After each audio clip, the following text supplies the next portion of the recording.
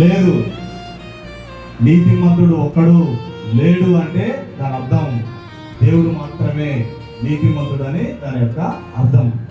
కాబట్టి పాపం ద్వారా మనం పొందుకున్న ఫలితం ఏంటంటే మరణం. కాబట్టి పుట్టిన ప్రతి ఒక్కరికి మరణం అనేది సంభవిస్తూ ఉన్నది.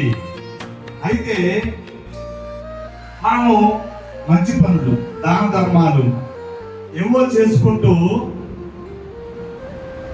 మత ఆచారాలు పాటించుకుంటూ మనం నీతిమంతులం కాలేము.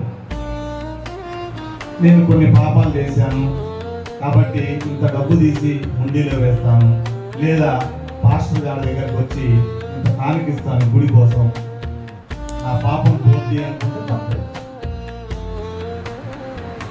అంటే నీ పాపాన్ని పోగొట్టుకోవడానికి ముడుపులు తెలిస్తే సరిపోదు, నువ్వు నీతిమంతుడుగా ఉండలేవు.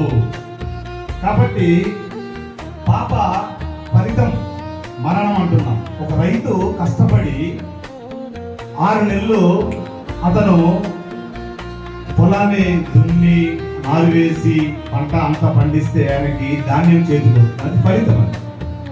ఒక కూలికి వెళ్ళే వ్యక్తి రోజంతా 8 నుంచి 10 గంటలు పనిచేస్తే ఆయనకి ఆ సాయంత్రం పూట ఆయన కూలికి డబ్బు చేతికి అందుతుంది. అది ఆయన ఫలితం, ఆయన కష్టానికి ఫలితం. అదేవిధంగా ఒక ఉద్యోగి నెలంతా కష్టపడి పనిచేస్తే ఆయనకి నెల తర్వాత ఆ 1వ తారీఖు ఆయన చేతికి జీతం అందుతుంది. మరి పాపం చేస్తే పాపానికి కూడా జీతం ఉన్నది. అదే రోమపత్రిక 6వ అధ్యాయం 23వ వచనంలో రాయబడ్డది, పాపం వలన వచ్చే జీతం మరణం. అంటే పాపం అనేది కూడా పనేనా? పాపం అనేది కూడా పనే, కూడా కార్యమే. ఆ కార్యం ద్వారాగా నీకు వచ్చే జీతం ఏంటి తెలుసా? మరణం. ఈ మరణము అనేది భౌతికానికి సంబంధించింది ఉంది, ఆత్మీయమైన దానికి సంబంధించింది కూడా ఉంది. పాపం చేసిన తర్వాత వచ్చే మరణము మనకు ఏ విధంగా ఉంటుందంటే, మనకు మామూలుగా పుట్టిన మనిషి చనిపోతాడు, వచ్చిన పుట్టిన మనిషి చనిపోతాడు, పాపం చేయడం అంటే మనం ముందే చెప్పుకున్నాం, ఎప్పుడైతే మనం అతిక్రమిస్తామో ఆటోమేటిక్గా దేవుడి నుంచి మనం ఏమైపోతాం? దేవుడు చెప్పిన పని చేయలేదు, ఆయన చెప్పిన పని చేశాం. దేవుళ్ళలో ఉన్నట్ల లేనట్లా వేరైపోయింది, దేవుడి నుంచి వేరైపోయింది. దానిని ఆత్మీయమైన మరణం అని అంటున్నాం. మొట్టమొదటిగా ఏదేను తోటలో జరిగిన ఆ స్థితి అది. దినమున నిశ్చయముగా చచ్చేదవు అంటే ఆయన భౌతికంగా ఏమి చనిపోవాలా. ఆదాము అవ్వదు, వారు దేవుని నుంచి ఏమైపోయారు? వేరైపోయారు. అంటే ఒక ఆత్మీయమైన మరణం అనేది జరిగింది. కాబట్టి ఈ యొక్క ఆత్మీయమైన మరణము పాపం ద్వారా మనకి జరుగుతుంది. అదే దేవుని నుంచి ఎడబాటు అంటున్నాం మనం. అదేవిధంగా మనకి శారీరక మరణం కూడా జరుగుతుంది, అది కూడా పాపం ద్వారానే వచ్చింది. ఆదాము పుట్టినప్పుడు ఆయన శారీరక భౌతికమైన మరణం ఉంది అని పుట్టలే. ఆయన వాళ్ళు యుగాలు జీవించడానికి అవకాశం ఉంది, కానీ పాపం ద్వారాగా దేవుని నుంచి విడిపోయారు. తర్వాత 930 సంవత్సరాలు బ్రతికి ఆదాము తర్వాత మరణం అయిపోయారు. అదేవిధంగా ఎప్పుడైతే ఆత్మీయ మరణం అనేది జరుగుతుందో, దేవుని నుంచి ఎడబాటు అనేది జరుగుతుందో, నిత్య శిక్షలో మనం పాల్గొంటాం.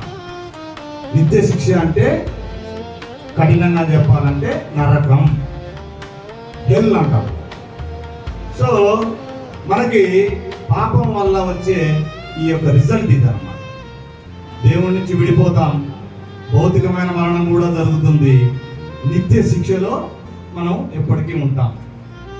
కాబట్టి దేవుడి నుంచి విడిపోయే స్థితి, అదేవిధంగా నిత్య శిక్షలో ఉండే స్థితి, వీటన్నిటి నుంచి విడుదల ఇచ్చేదే రక్షణ. ఇంతకుముందు కనకరాజు గారు పాట పాడేటప్పుడు నా రక్షణ, నా శృంగము, నా కోట అనే మాటలు పాడుతూ పాడారు. అందరూ రక్షణ చాలా గొప్పది,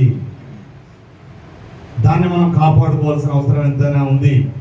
కాబట్టి దేవుడు పెట్టిన ఈ నియమం ఏంటంటే పాపం చేసిన ప్రతి వాడు మరణించాలి.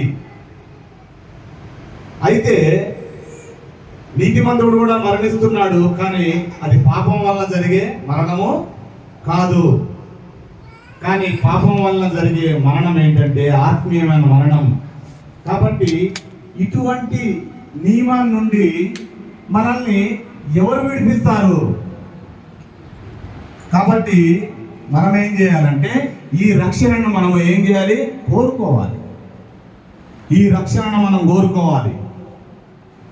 కీర్తన 12వ అధ్యాయంలో ఉంటుంది, రక్షణని కోరుకునే వారికి ఆయన అనుగ్రహిస్తాడు అని. ఐ థింక్ 3వ వచనం అనుకుంటా, 12:3.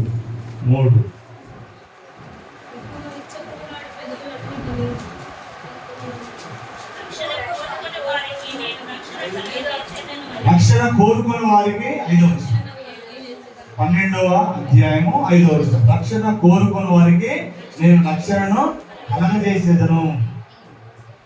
వాస్తవానికి నేను తప్పు చేశాను, నన్ను జైల్లో వేశారు, నేను బంధించబడ్డాను, నన్ను ఎవరు విడిపిస్తారు అని జైల్లో ఉన్న వ్యక్తి అనాలి. అంటే నువ్వు కోరుకోవాలి. ఎవరు విడిపిస్తారో తెలిస్తే అతన్ని నువ్వు కోరుకోవాలి. కాబట్టి ఈ రక్షణ నుంచి, ఈ పాప మరణ నియమాల నుండి రక్షించేది ఎవరు అనేది మనం ఏం చేయాలి? వెదకి కనుక్కోవాలి. అది ఉచితంగానే ఇవ్వబడుతుంది, కానీ దాని కోసం నువ్వేం చేయాలంటే వెతకాలి, కనుగొనాలి. కాబట్టి ఆ విధంగా కనుగొంటే నీకు విడుదల అనేది దొరుకుతుంది.